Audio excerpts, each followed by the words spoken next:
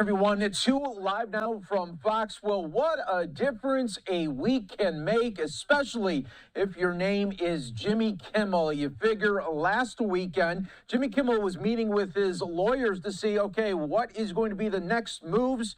Then we find out on Tuesday he is back on the air, but not all of the stations did cover him. But now we are learning some new information right here for you on Live Now from Fox. Both Nexstar and Sinclair ABC affiliates will be bringing back the Jimmy Kimmel Show. So let's break it all down with TMZ's Michael Babcock for joining us. Michael, always great to have you on. And I mean, what a difference a week can make. You're not kidding, Mike. I really thought when he was suspended last week, I thought there was a really good chance that he would never be back on the airwaves, because in that moment, I was told that Jimmy Kimmel was absolutely furious at the decision that had been made. And he was essentially saying, hey, I'm not going back on those airwaves. I do not support what my bosses at ABC have done here. Obviously, a couple days passed, and what a difference those days made, because he comes back on Tuesday night, and we obviously know that that Nexstar and Sinclair, who are two companies that have a pretty sizable share when it comes to ABC stations across the country, that outside of them, that these were going, the show was going to be back on the airwave.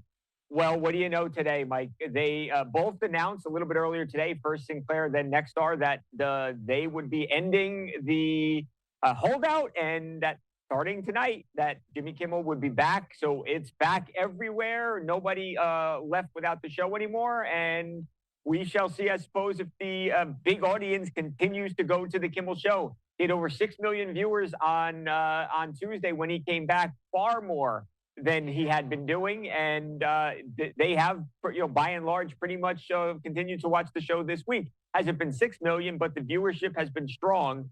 Does it continue? We shall see. Yeah, we really shall see, because I kept on seeing on YouTube his numbers continue to increase on the monologue that they put up there on Tuesday. So, yeah, it'll definitely be something to see. And, I think it was an interesting week, too, for really not all comedians across the board, because it was coming at a time where, like, well, wait a minute, maybe can I not say everything that I want to say in a set now, because maybe I'll be canceled? Right. No, and I think that's a question that I think many people on TV have thought of and asked themselves this week, Mike, and comedians as well, like you said.